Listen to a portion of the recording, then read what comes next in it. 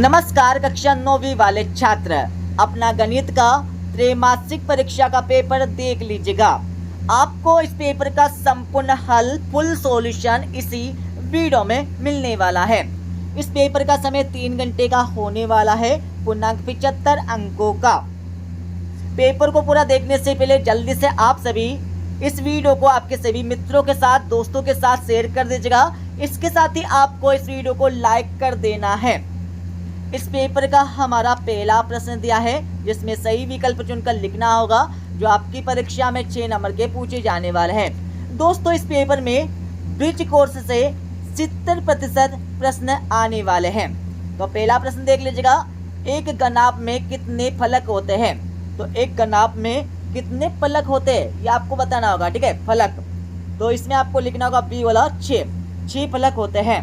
दूसरा देख लीजिएगा, निम्न में से एक्स अक्ष में स्थित एक बिंदु है, तो कौन सा बिंदु है आपको बताना होगा। तो दूसरे में आपको राइट आंसर लिखना होगा बी वाला। तीसरा देख लीजिएगा, एक परिमेय तथा एक अपरिमेय संख्या का योगफल या अंतर एक संख्या होगी, तो कौन सी संख्या होगी ये आपको बताना होगा। तो इसमें आपको राइट आंसर लिखना होगा बी वाला, अपरिमेय संख्या होगी। चौथा देख लीजिएगा, चौथे में आपको योग ज्ञात करना होगा। तो योग ज्ञात कर लीजिएगा, 4/5 प्लस 1/5 दोनों को क्या करना होगा, योग करना है, जोड़ना होगा। तो कर लीजिएगा 5 का आपको एलसीएम लेना होगा। तो 5 हमारा एलसीएम आ जाएगा। 5 का भाग आपको देना होगा 5 में, तो 5 कम 5 एक बार जाएगा। 1 का गुना आपको करना होगा 4 में, तो 4 कम 4 प्लस आपको लगाना है, वापस से आपको 5 का भाग देना होगा 5 में, तो 5 कम 5 एक बार जाएगा। 1 का गुना आपको करना 1 में, तो कितना आएगा, 1 आएगा। तो 1 आपको यहाँ पर लिख देना है। तो यहाँ पर देख लीजिएगा, 4 + 1 बट्टे यहाँ पर 5 बराबर 4 + 1 कितने हो जाएंगे हमारे। तो इसमें आपको लिखना होगा 5 हो जाएंगे। 5/5 5 का भाग वापस से 5 में दे दीजिएगा, 5 कम 5। तो इसमें आपको राइट आंसर लिखना है, क्या लिखना है, डी वाला। 1 आपको राइट आंसर लिख देना है। पांचवा देख लीजिएगा, पांचवें में आपको इसका मान ज्ञात करना होगा। 729 की पावर 1/3 इसका मान आपको ज्ञात करना है। तो पांचवें में आपको राइट आंसर लिखना होगा बी वाला 9। अब यहाँ पर छठा देख लीजिएगा, छठी में आपको क्या करना है, इस बॉक्स में कौन सी संख्या आएगी ये आपको बताना होगा। तो बहुत सिंपल से यहाँ पर क्वेश्चन दिया गया है, तो आपको एक से यहाँ पर मान लेना है। तो इसको सोल्व कर लेता है। 28 × 21 बराबर x × 42। अब आपको क्या करना है, 42 को बराबर के इधर लाना है, तो हमारा बट्टे में चला जाएगा। तो x से बराबर 28 × 21 बट्टे 42। अब आपको क्या करना है, 21 का भाग 42 में दे देना है। 21 का 21 है, 21 दूने 42। ठीक है, तो वापस से लिख देते हैं, x से बराबर 28 × 1 आ जाएगा हमारा, और नीचे हमारे कितने आ जाएंगे, 2 आ जाएंगे। ठीक है, अब आपको क्या करना है, 2 का भाग आपको 28 में देना होगा।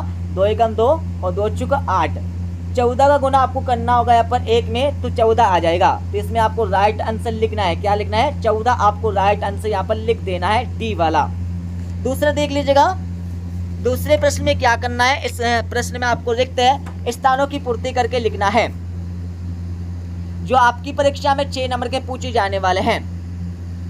तो पहला आपका दिया है, रेखी बहुपद में चर की अधिकतम घात क्या होती है। तो पहले में आपको लिखना है 1 होती है। दूसरा देख लीजिएगा, 2π1 कौन सी संख्या है। तो दूसरे में आपको लिखना होगा अपरिमेय। दूसरे का आंसर में आपको लिखना होगा अपरिमेय। और तीसरा देख लीजिएगा, 1 की पावर 0 का मान क्या होता है। तो इसमें आपको लिखना होगा 1 होता है। चौथा देख लीजिएगा, इसमें x की पावर 2 का गुणांक आपको ज्ञात करना होगा। तो इसमें आपको राइट आंसर -1 लिख देना है। पांचवा देख लीजिएगा, इसमें आपको शून्य ज्ञात करना होगा। तो इसमें आपको राइट आंसर -2/5 लिख देना है, पांचवे का आंसर।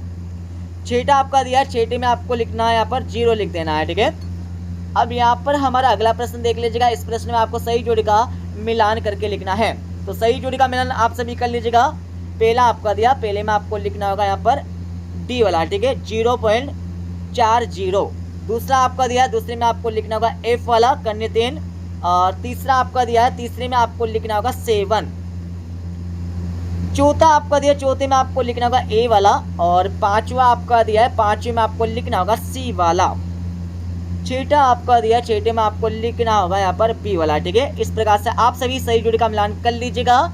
चौथा प्रश्न देख लीजिएगा, जिसमें एक शब्द तो एक वाक्य में इन प्रश्नों के उत्तर आपको देने होंगे, जो आपकी परीक्षा में 6 नंबर के पूछे जाने वाले हैं।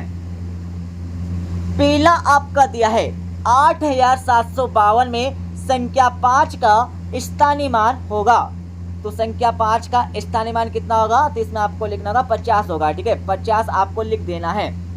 दूसरा देख लीजिएगा, 0 व 1 के बीच एक परिमेय संख्या लिखिए।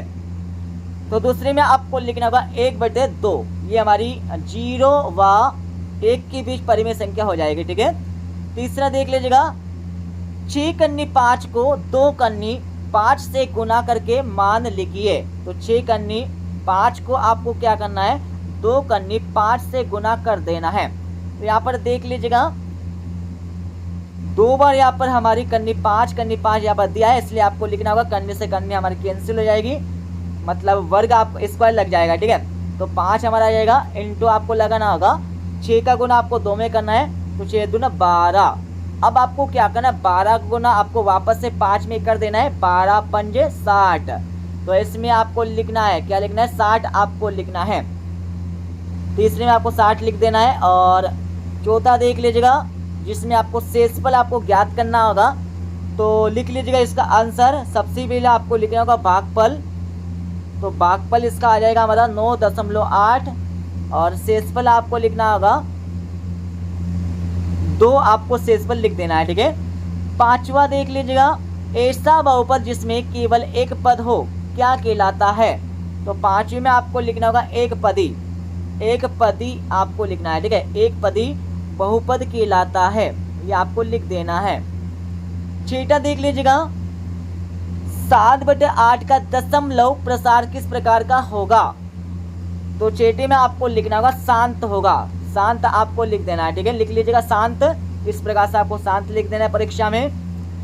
अब यहाँ पर हमारा पांचवा प्रश्न देख लीजिएगा। पांचवें प्रश्न में आपको सत्य अथवा असत्य बताना होगा, जो आपकी परीक्षा में 6 नंबर के पूछे जाने वाले हैं। पहला आपका दिया है रैखिक बहुपद की घात 1 होती है, तो बिल्कुल होती है, सत्य हो जाएगा। ठीक है, दूसरा आपका दिया है एक घन में कुल 8 शीर्ष होते हैं, तो बिल्कुल होते हैं, सत्य हो जाएगा। तीसरा आपका दिया शंकु एक गोलाकार ठोस आकृति होती है, तो बिल्कुल नहीं होती है। ठीक है, बेलनाकार होती है, ये आपको ध्यान रखना है। चौथा देख लीजिएगा, सड़क बनाने वाला रोलर एक बेलनाकार आकृति होती है, बिल्कुल होती है, सत्य हो जाएगा। पांचवा आपका दिया है बहुपद 5 एक पदी व्यंजक है, तो बिल्कुल है, सत्य हो जाएगा। और छठा आपका दिया, छठा हमारा असत्य हो जाएगा। अब यहाँ पर हमारे 2-2, 3-3 और 4 नंबर के प्रश्न देख लीजिएगा, और इनके आंसर, इनका सॉल्यूशन आपको बता देंगे इस वीडियो के लास्ट में। छठा आपका दिया है, जिसमें घात आपको निकालना होगा। ठीक है, सभी की आपको घात पता करना होगा। और अतो वाला देख लीजिएगा, इसमें क्या ज्ञात करना है, शून्य है या नहीं, ये आपको निकालना है। तो इसका आंसर भी आपको बता देंगे। ठीक है, सभी के आंसर आपको मिलने वाले हैं, डोंट वरी, चिंता मत करिए, सभी के answer A to Z solution आपको मिलने वाला है। सातवां देख लीजिएगा, इसमें इसको सरल करके आपको करना लिखना होगा। अतः वाले प्रश्न में आपको इसका मान ज्ञात करना है, मतलब सरल ही करना है। ठीक है, आठवां प्रश्न देख लीजिएगा, इसमें क्या करना है, 8 कन्नी 15 में आपको भाग देना होगा 2 कन्नी 3 का। बहुत सिंपल सा है, 2 का गुना आपको 8 में करना होगा, 2 चुका 8, तो आपको लिखना होगा इसका आंसर। लिख लीजिएगा यहाँ पर 4 कन्नी 15 बटे यहाँ पर कन्नी 3। ठीक है, इसको लिखने के बाद इसको और सोल्व कर सकते हैं, किस प्रकार से आपको करना होगा देख लीजिएगा। 4 कन्नी 15 हमारे आ जाएंगे, बटे हमारा यहाँ पर कन्नी 3 है। अब 15 को आप इस प्रकार से लिख सकते हैं, 4 कन्नी 3 इंटू कन्नी 5 बटे कन्नी 3। अब यहाँ पर देख लीजिएगा, कन्नी 3 से ये हमारा कट जाएगा। ठीक है, इसको कटने के बाद इसका आंसर क्या आएगा, 4 कन्नी 5, ये हमारा आंसर आ जाएगा। इस प्रकार से आप सोल्व कर सकते हैं, बहुत इजी वाले यहाँ पर क्वेश्चन दिए गए। और अतः वाला प्रश्न देख लीजिएगा, इसमें क्या करना होगा आपको, इसमें आपको जोड़ कर लिखना है। बहुत सिंपल सा क्वेश्चन दिया, 2 कन्नी 2 प्लस 5 कन्नी 3 को क्या करना, जोड़ना होगा, कन्नी 2 माइनस 3 कन्नी 3, इसको जोड़ लेना है। ठीक है, बहुत सिंपल सा है। अब यहाँ पर हमारा 9वां प्रश्न देख लीजिएगा। ऐसी 2 संख्या लिखिए जिनके दशमलव प्रसार अनुवसानी एवं आवर्ती हो। और अतों वाला प्रश्न देख लीजिएगा। संख्या 1234 को प्रसारित है रूप में आपको लिखना है। सभी के आंसर आपको बता देंगे। और यहाँ पर 10वां प्रश्न देख लीजिएगा, जिसमें क्या करना होगा, x से बराबर 1 आपको दिया है, जिसमें व्यंजक x प्लस 4 का मान आपको ज्ञात करना है। तो सिंपल सा है, x से बराबर 1 जो हमारा x का मान दिया है, इसका मान आपको इस व्यंजक में रख देना है, जिससे आसानी से x प्लस 4 का मान निकल कर आ जाएगा। तो रख लीजिएगा 1 प्लस 4 बराबर 5 हमारा राइट आंसर आ जाएगा। अतो वाला प्रश्न देख लीजिएगा। यदि सरिता की वर्तमान आयु 22 वर्ष है तो आज से 5 वर्ष बाद उसकी आयु क्या होगी। तो उसकी आयु मतलब सरिता की आयु क्या होगी आपको ज्ञात करना है। 11वां प्रश्न देख लीजिएगा। 100 को 7:3 के अनुपात में बांट कर लिखना है। अतो वाला प्रश्न देख लीजिएगा। राम को कक्षा 9वीं की वार्षिक परीक्षा में 600 अंक प्राप्त हुए। 600 में से 480 अंक प्राप्त हुए। तो बताइए कि राम को कुल कितने अंक प्राप्त हुए, ये आपको ज्ञात करना है। बहुत सिंपल सा क्वेश्चन दिया, इसका आंसर भी आपको बता देंगे। अब यहाँ पर हमारा 12वां प्रश्न देख लीजिएगा। एक दुकानदार ने शर्ट की कीमत 400 और पेंट की कीमत 650 रुपये बताई। तो बताइए कि शर्ट और पेंट की कुल कीमत कितनी होगी। तो 12वीं में आपको लिखना होगा शर्ट बराबर मतलब शर्ट की कीमत बराबर 400 रुपये और पेंट की कीमत बराबर 650 रुपये। दोनों को आपको क्या करना है, जोड़ देना है। तो टोटल यहाँ पर 1050 रुपये पेंट और शर्ट की कुल कीमत आ जाएगी।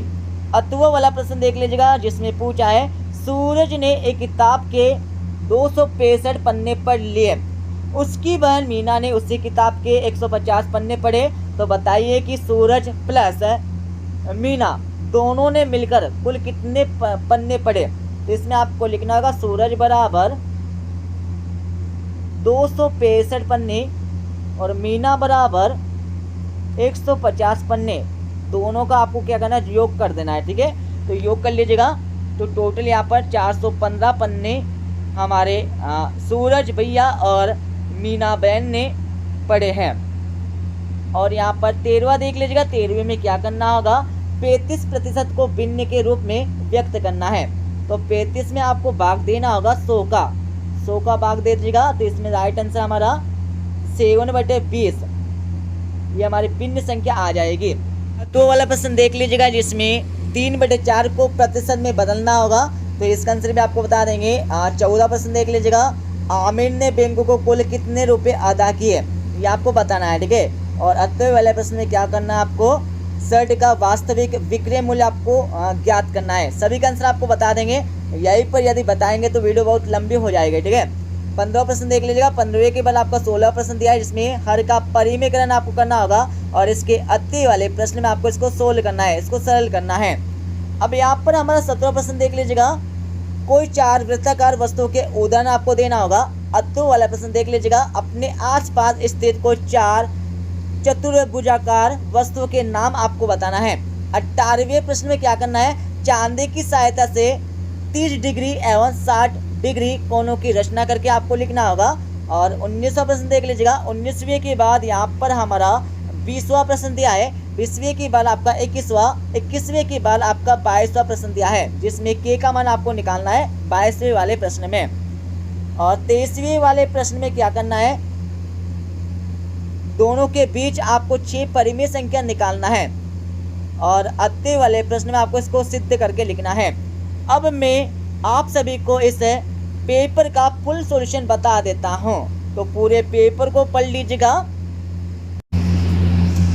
जैसे कि हमने आपको पेपर में क्वेश्चन नंबर 1 से लेकर 5 तक के आंसर बता दिए हैं। अब मैं आप सभी को क्वेश्चन नंबर 6 से लेकर 23 तक के आंसर बता देता हूं। तो यहाँ पर देख लीजिएगा, ये हमारा 6ठी प्रश्न का आंसर आपको दिया हुआ है और 7वें का आंसर आपको यहाँ से मिल जाएगा। और 7वीं का 8वीं वाले का आंसर यहाँ पर दिया है और इसके आगे भी आपको दिया गया है, देख लीजिएगा पूरा।